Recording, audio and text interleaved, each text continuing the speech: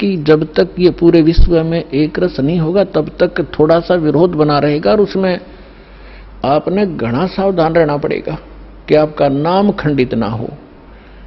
Value है, कहते हैं परमात्मा कहते हैं, जैसे माता गर्भ को रखे यतन बनाए और ठेस लगे तो छन हो तेरी, ऐसे भक्ति जाए।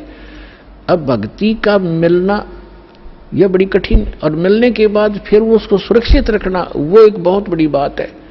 जब तक परिपक्व नहीं हुई तो फिर फायदा क्या उसका।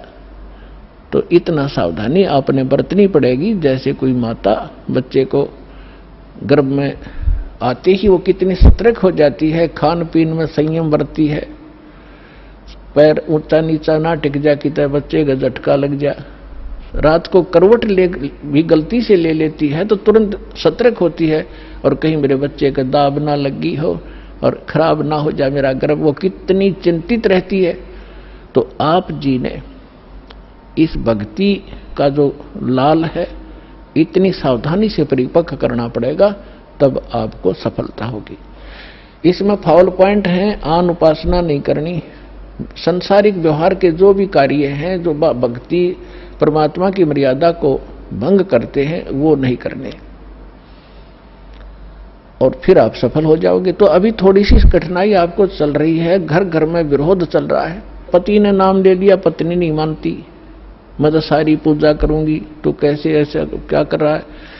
पत्नी ने ले लिया तो पति दुखी करता है।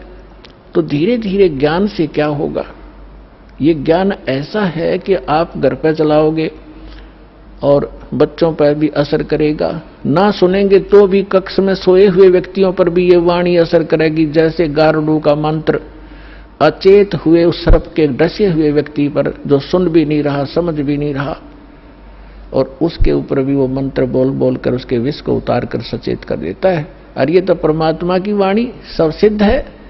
ये तो अपने पशु पक्षियों के ऊपर भी ये वाणी जा रही है, उनको भी, उनके भी पाप डाउन हो रहे हैं।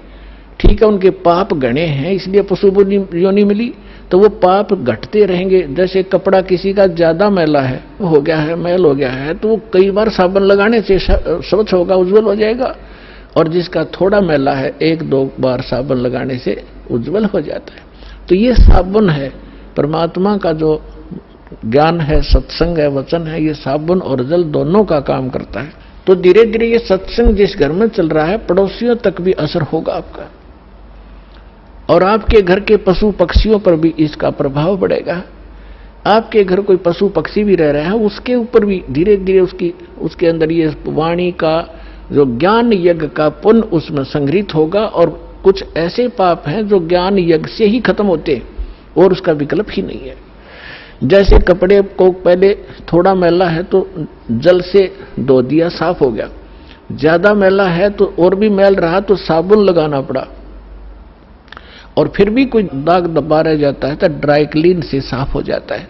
तो इसी प्रकार ये सभी क्रियाएं हमें अपने अंतःकरण, अपने जीव के ऊपर, आत्मा के ऊपर जो मैल जमा हो गए उन सभी पापों का नाश करने के लिए ये सारे ही साधन अपनाने पड़ेंगे, मंत्र के जाप भी करने पड़ेंगे, पांचों यज्ञ भी आपने करनी पड़ेंगी, और तब जाकर के आपकी भक्ति सफल होगी।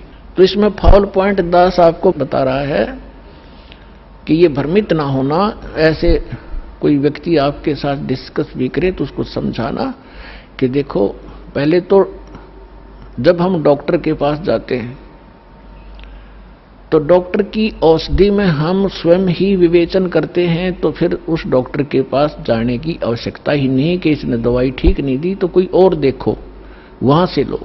तो इसी प्रकार सबसे पहले तो ये देखो, ये ज्ञान आज तक ना किसी ने सुना और ना सुनाया, किसी के पास था ही नहीं, और जिन महापुरुषों के पास था उनको प्रतिबंध कर दिया था, मालिक ने प्रतिज्ञा करा दी थी कि अभी इसको डिस्क्लोज ना करना। तो महापुरुष थे, वो अपनी अमृतवाणी में बोल के सारा कुछ लिख गए, एफिडेविट बना गए, कबीर इज गॉड, ये वो फाइनल कर गए थे वो महापुरुष, जिनके दास बार बार उनके शुभ नाम आपको सुनाता है। और फिर हमारे सदग्रंथ उसी का प्रमाणित करते हैं कि कबीर इज गॉड। तो फिर ये क्लियर हो गया कि आज तक कोई हमें यही निर्णय नहीं करके बताया कि भगवान कौन है और कैसा है। अब जैसे रामकृष्ण को और विष्णु जी को, शंकर जी को भगवान मानने वाले, उनसे अगर हम पूछा करते थे कभी, वो कहता मैं समाधि लगाता हूं, भगवान देखा आपने? भगवान दिखता थोड़ा ही है, वो तो निराकार है। अरे ये विष्णु ब्रह्मा जी की मूर्ति रख रखी, ये क्या फिर? तो हमारा निराधार ज्ञान था, बेसलेस था, हम डामाडोल थे, स्थिर नहीं थे। और इसी प्रकार ये राधा स्वामी किसी ने पूछ लो या किसी महर्षि ने पूछ लो, अभी तक जिनके विचार रहे हैं, परमात्मा तो निराकार है, साकार आता जब रामकृष्ण रूप बन जाता फिर निराकार हो जाता है। तो खाक ज्ञान था इनको। वेद बताते हैं कि वो परमात्मा सशरीर है, मनुष्य दृश्य है, ऊपर सिंहासन पर विराजमान है और उसके सिर पर मुकुट है। ये तो वेद बताते हैं, राजा की तरह बैठा। और यही वो संत बताते जिनको भगवान ने जिन आंखों देखा वहां पर। तो फिर इसमें कोई डाउट नहीं रहा कि हु इज गॉड और कैसा है वो भगवान। तो ये सारे कंसेप्ट क्लियर इस दास ने करे, आज तक किसी ने नहीं किए। तो इसी प्रकार इस साधना पर भी विश्वास करना, किसी से डगमग ना होना, क्योंकि काल ने अपने एजेंट छोड़ रखे हैं, वो अपने कर्म बिगाड़े हैं। तो वो भी भगवान के बच्चे पर भ्रमित है, उस काल से प्रेरित है। उनका दुर्भाग्य है कि वो अशुभ काम पर लगे हैं।